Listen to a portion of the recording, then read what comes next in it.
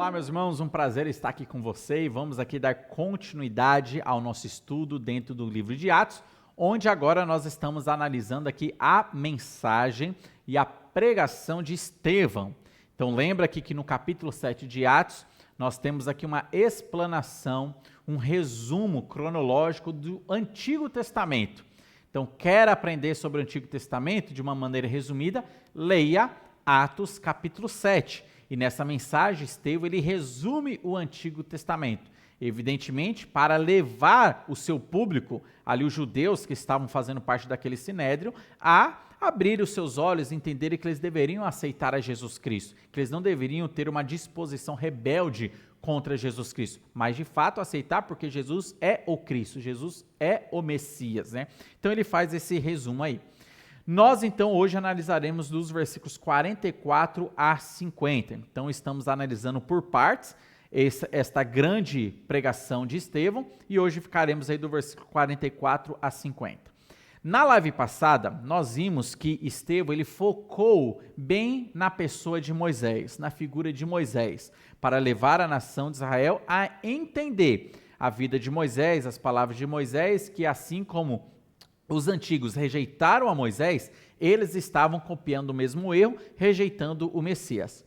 Agora, nesses versículos do 44 a 50, Estevão ele vai focar aqui no tabernáculo e no templo. E a gente vai perceber como o tabernáculo e o templo, eles apontavam para Cristo. O tabernáculo e o templo eram locais onde o povo encontrava a misericórdia do Senhor e Deus estava preparando a nação de Israel através dos cultos que aconteciam no tabernáculo, através dos cultos que aconteciam no templo, estava preparando o coração de Israel para receber o Messias quando o Messias chegasse. Meus irmãos, o tabernáculo ou o templo, posteriormente, foi dado para a nação de Israel quando eles estavam no deserto no Monte Sinai.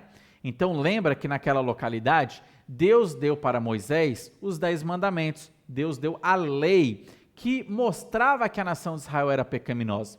Então o objetivo da lei não era salvar a nação de Israel, porque a lei é incapaz de fazer isso, porque o homem não consegue cumprir os 10 mandamentos, nada, ele não consegue ser obediente ao padrão de Deus.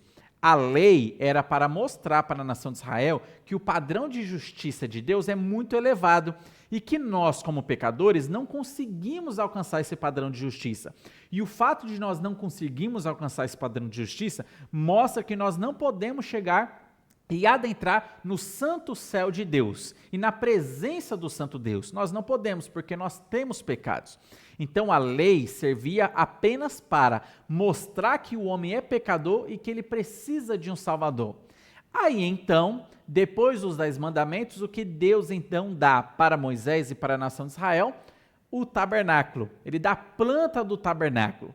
Meus irmãos, enquanto a lei mostrava a condenação da nação de Israel, o tabernáculo era o local onde mostrava a misericórdia de Deus, capaz e possível para perdoar os pecados da nação de Israel. Então, Deus estava trabalhando com o povo dessa maneira. A lei mostrava o pecado e o homem corria para o tabernáculo e ali então Deus mostrava a sua graça, a sua misericórdia e a sua salvação através dos sacrifícios que eram realizados ali, através da fé que a pessoa depositava ali em Deus e na palavra do Senhor, o sangue do Cordeiro sendo derramado em lugar de uma forma substitutiva ali do homem pecador que está se arrependendo. Então, Deus trabalhou com a nação de Israel desta maneira. E aqui, então, agora Estevão vai focar no tabernáculo e no templo. Quando eu falo tabernáculo e no templo, é porque a nação de Israel, enquanto estava andando pelo deserto, eles adoravam a Deus através dessa localidade que era o tabernáculo. Então, o tabernáculo ali tinha um lugar santo, tinha um santo dos santos, tinha um pátio, todos os utensílios, e aquele local era feito de tendas. Por que tendas? De panos. Porque era uma grande tenda onde, quando ele estava parado no deserto, eles montavam aquela tenda com aqueles panos, com aquelas madeiras, todos aqueles utensílios e realizavam os cultos ali. Quando eles tinham que caminhar, então tudo aquilo era desmontado, a tribo de Levi era incumbida para levar todos aqueles aparatos, todos aqueles utensílios, e quando eles paravam de novo, eles montavam aquele acampamento de novo, montavam a tenda, montavam o tabernáculo. Quando então a nação de Israel deixou o deserto e adentrou a terra de Canaã, a terra prometida, posteriormente então foi feito, vamos dizer assim, um tabernáculo fixo, que seria o templo, já não feito de panos, mas feito de pedras, né? Tijolo e tudo, toda aquela alvenaria que foi construída então por meio de Salomão. Por quê? Agora nós podemos ter uma casa fixa porque nós não estamos mais andando errantes pelo deserto. Nós agora estamos no local que Deus então escolheu para nós. Então agora nós podemos ter aqui uma morada física, fixa. Então, assim como era o tabernáculo, assim também foi o templo. Mas um era móvel e o outro era fixo, tá bom? Então vamos aqui, vamos aprender então aqui um pouco sobre tabernáculo e o templo e o que eles têm a nos ensinar sobre Jesus Cristo. O versículo 44 ao 47 dizem assim para nós: o tabernáculo do testemunho estava entre nossos pais no deserto, como determinara aquele que disse a Moisés que o fizesse segundo o modelo que tinha visto, o qual também nossos pais, com Josué, tendo-o recebido, o levaram quando tomaram posse das nações que Deus expulsou da presença deles até aos dias de Davi. Este achou graça diante de Deus e lhe suplicou a faculdade de prover morada para o Deus de Jacó. Mas foi Salomão quem lhe edificou casa. Aqui então nós temos aqui um grande resumo de Estevão, mostrando do período ali do deserto, que ele estava caminhando no deserto, até os dias de Salomão. Olha só o resumo que ele faz dentro aqui apenas desses poucos versículos. Então aqui ele dá um salto muito grande, mostrando aqui de uma maneira bem abrangente a história da nação de Israel.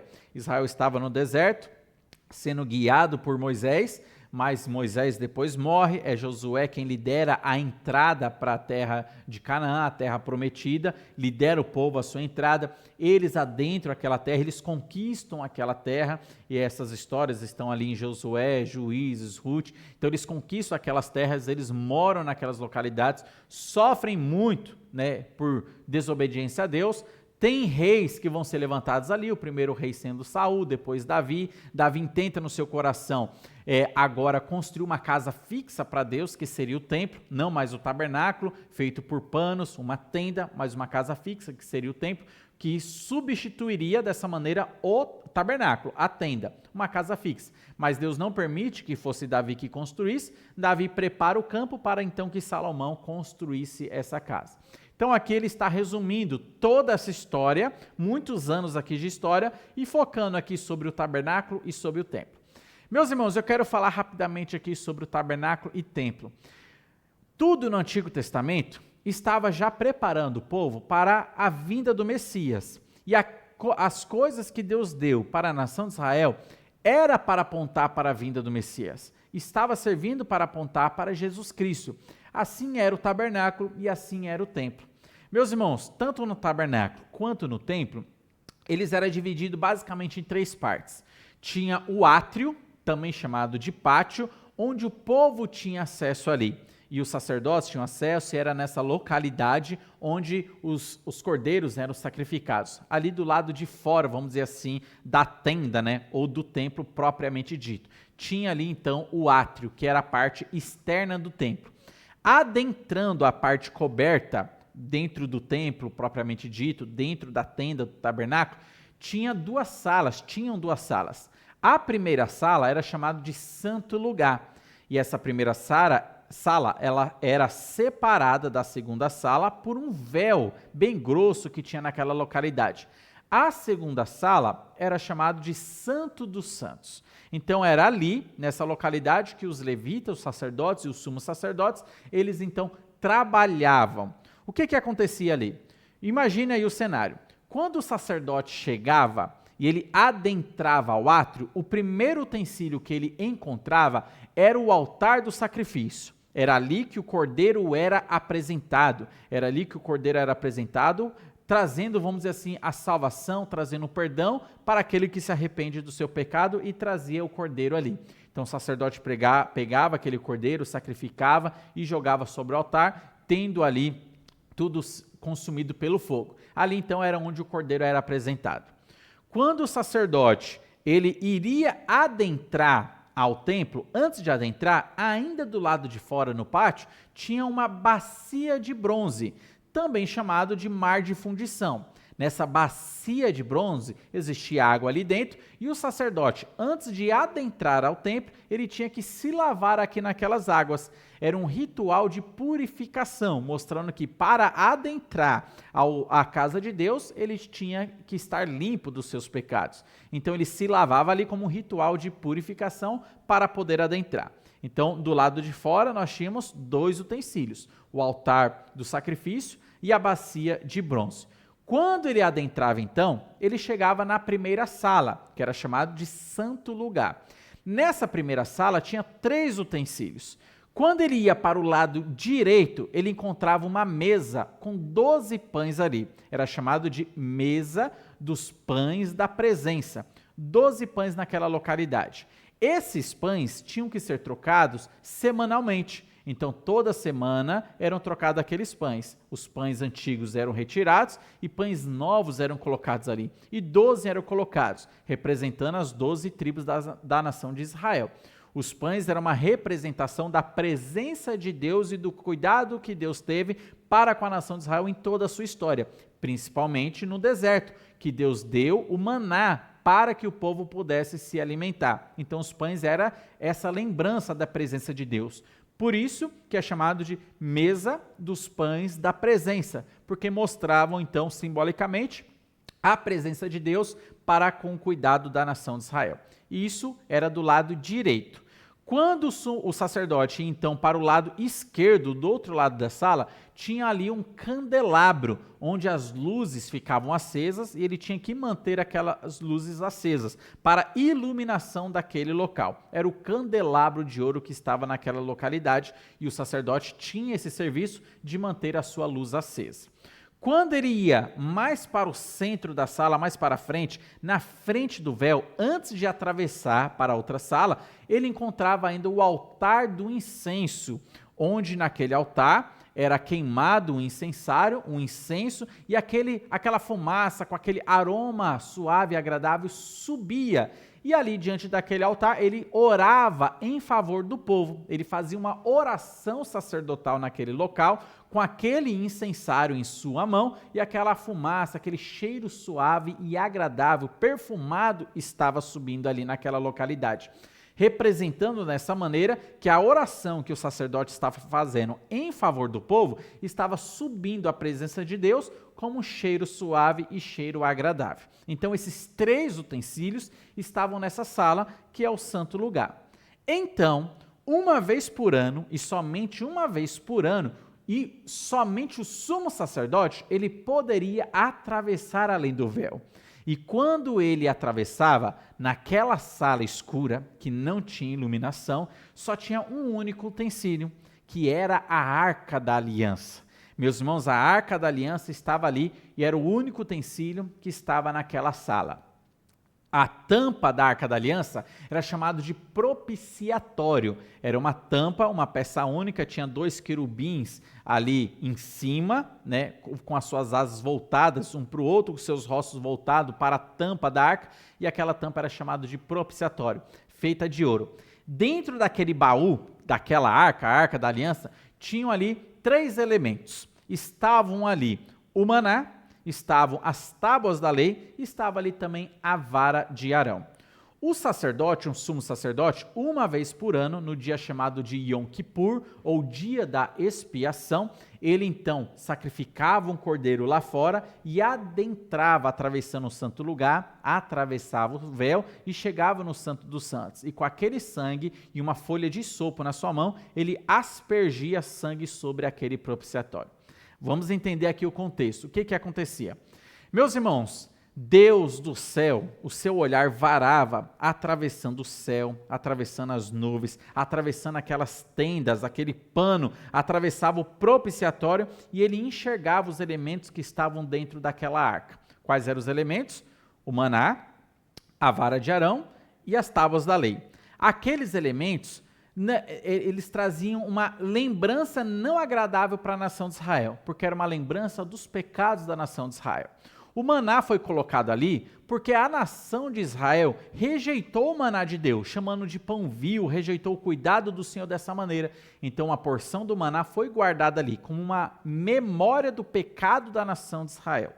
A vara de Arão também estava ali naquela localidade com uma memória de que a nação de Israel no passado tinha rejeitado a liderança que Deus constituiu sobre a nação de Israel. Teve uma certa vez que os israelitas se revoltaram contra a liderança de Moisés e Arão, dizendo que eles tinham outras lideranças, que eles também poderiam ser líderes. E daí Deus então manda o povo convocar 12 representantes de cada tribo, e entre eles ali representando a tribo de Levi, Arão, e manda todos colocarem as suas varas ali diante. E Deus fala: a vara que florescer, ou a vara que brotar uma flor, este, então, estará sendo mostrado que é o líder que eu escolhi para a nação de Israel. E foi a vara de Arão que floresceu.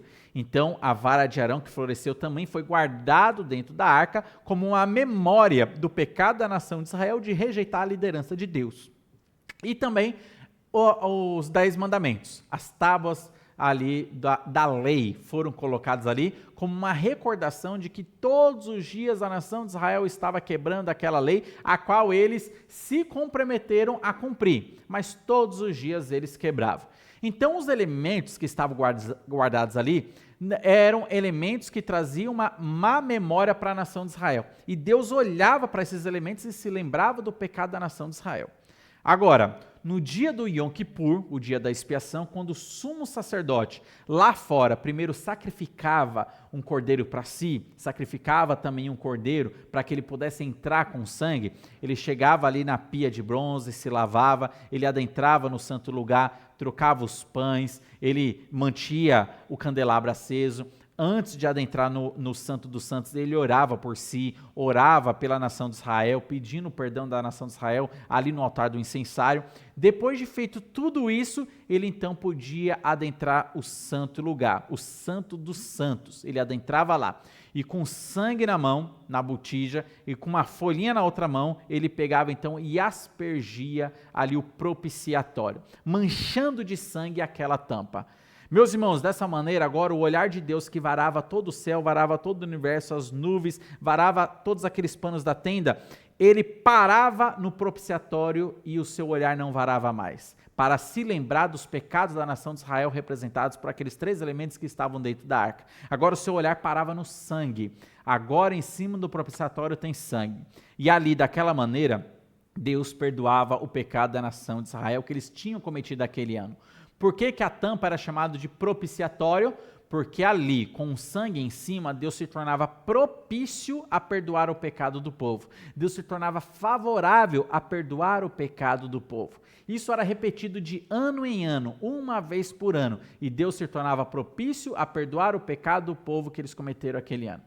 Meus irmãos, tudo isso aponta para Jesus Cristo. Todos os utensílios, a tenda, o tabernáculo ali, o templo, tudo aponta para Jesus Cristo, tudo. Por exemplo, o sacerdote, quando ele adentrava aquela localidade, o primeiro utensílio que ele encontrava no pátio era o quê? O altar do sacrifício. E João capítulo 1, versículo 29, fala que Jesus Cristo é o Cordeiro de Deus que tira o pecado do mundo. Aquele altar estava mostrando que o Cordeiro era apresentado, e Jesus estava sendo apresentado como o Cordeiro de Deus. Quando o sacerdote avançava um pouco mais, ainda no pátio, ele encontrava a pia de bronze. E aquela pia de bronze, ele tinha água para se lavar e para se purificar. E em João, capítulo 4, conversando com a mulher samaritana, Jesus Cristo fala que ele tinha a água da vida eterna. A água que, quando a mulher recebesse, jorraria nela, então, as fontes da vida eterna, o Espírito Santo. Perceba que tudo está apontando para Cristo. Quando o sacerdote, então, adentrava no santo lugar, ele ia para o lado direito, ele encontrava a mesa dos pães da presença. Em João capítulo 6, Jesus ele diz que eu sou o pão da vida eterna. Eu sou o pão que caiu do céu, eu sou o pão que concede a vida para vocês. Eu sou o verdadeiro pão. Quando o sumo sacerdote saía do lado direito e ia para o lado esquerdo, ele encontrava o candelabro, a qual ele tinha que deixar as luzes acesas. E assim em João também capítulo 8, versículo 12, Jesus Cristo ele diz, Eu sou a luz do mundo, quem me segue não andará em trevas, mas terá a luz da vida. Aí então o sacerdote sai dali e ele vai mais para frente, antes de atravessar o véu, e ele faz a oração sacerdotal em favor do povo que estava lá fora, na frente do altar do incensário. E da mesma maneira, em João capítulo 17, Jesus Cristo ele faz a sua oração sacerdotal antes de ir para a cruz, lá no Getsêmani. Ele orou por todos os filhos de Deus. Ele orou inclusive por aqueles que ainda iriam crer nele. Ou seja, Cristo orou por mim, Cristo orou por você, Cristo já orou antecipadamente pela igreja que ainda iria surgir. Jesus ele fez essa oração em nosso favor. Logo então depois, o sacerdote, ele atravessava, ou melhor dizendo, o sumo sacerdote, atravessava o véu para entrar no santo lugar. E lá então, na frente da Arca da Aliança, ele aspergia então o sangue em cima do propiciatório. E da mesma maneira, Jesus ele saiu do Getsêmani, ele foi levado para a cruz. E lá na cruz do Calvário, ele grita, está consumado. E ali na cruz do Calvário, Deus se torna propício em salvar o homem. Todo aquele que crê em Jesus Cristo é salvo por Jesus Cristo, pelo sangue de Cristo, e Deus então o recebe como sendo agora o seu filho. Meus irmãos, perceba que tudo no Antigo Testamento, no tabernáculo, no templo, estava apontando já para Jesus. Deus estava trabalhando com o povo para que dessa maneira eles pudessem então receber a Jesus Cristo. Note como Estevão está falando do tabernáculo e do templo, preparando o povo para entender que o foco não é o tabernáculo e o templo, mas o foco é Cristo Jesus, a qual eles estavam rejeitando. Olha só o versículo 48 a 50, dizem assim: Entretanto, não habita o Altíssimo em casas feitas por mãos humanas, templo, tabernáculo. Como diz o profeta, o céu é o meu trono e a terra o estrado dos meus pés. Que casa me edificareis, diz o Senhor, o qual é o lugar do meu repouso? Não foi, porventura, a minha mão que fez todas essas coisas? Meus irmãos, Estevão está levando o povo a entender que o tabernáculo e o templo, eles não eram um fim em si mesmo. Eles estavam levando a entender que o Antigo Testamento já provava que o tabernáculo não era para ser o centro do culto e da adoração da nação de Israel. Porque eles estavam começando a adorar o tabernáculo, estavam começando a adorar o templo, os utensílios que tinham ali.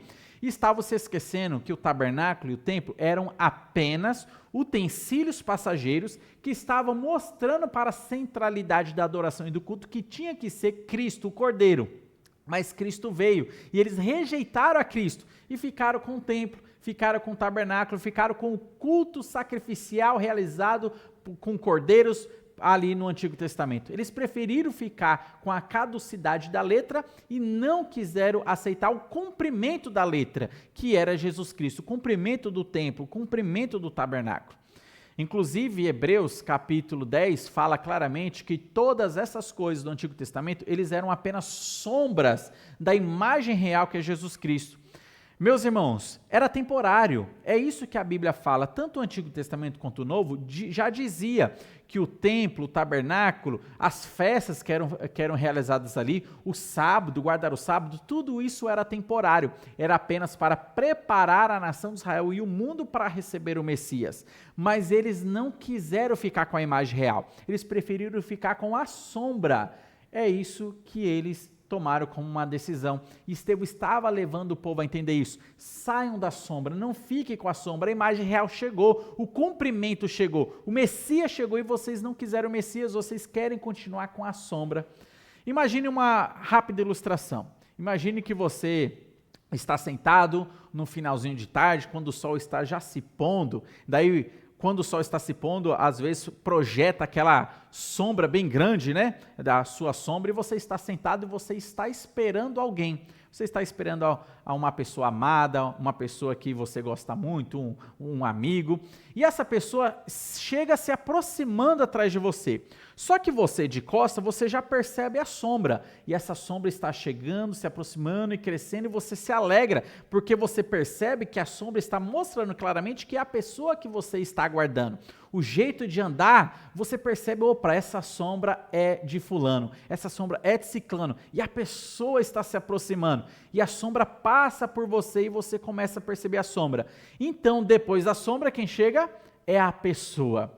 Imagine que você, ao ver a pessoa e ter já contemplado a sombra, você se levanta e ao invés de abraçar a pessoa, você corre para beijar a sombra. Meus irmãos, foi isso que a nação de Israel fez. Eles viveram na sombra, na expectativa da vinda de Cristo, vendo Cristo se aproximando por todo o Antigo Testamento, mas quando a imagem real chegou, quando Jesus chegou, Israel, ao se levantar, ao invés de abraçar a Cristo, eles se voltaram para beijar a sombra. Eles preferiram ficar com o templo, eles preferiram ficar com o tabernáculo, eles preferiram ficar com a caducidade da letra, eles preferiram ficar com a morte dos cordeiros, com os sumos sacerdotes, com os levitas, com os sacerdotes que tinham lá, todo aquele culto sacrificial que era realizado ali no Antigo Testamento. E quando Jesus chegou, eles não aceitaram a Cristo, eles rejeitaram a Cristo. Foi isso que aconteceu. O Antigo Testamento era apenas sombra e não a imagem real. A imagem real é Cristo, mas eles preferiram ficar com a sombra daquilo que Deus estava apenas usando para preparar a nação de Israel para aceitar a Cristo. Mas eles rejeitaram e eles não aceitaram.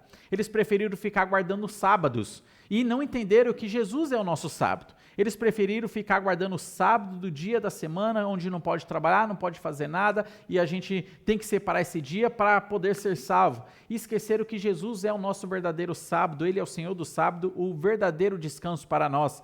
Eles se esqueceram e não levaram em consideração o que Jesus disse: vinde a mim, todos vós que estáis cansados, sobrecarregados, eu vos aliviarei. Tomai sobre vós o meu jugo e aprendei de mim, que sou manso e humilde de coração, e encontrareis descansos para as vossas almas. Jesus é o nosso sábado, mas eles preferiram ficar adorando o dia do sábado.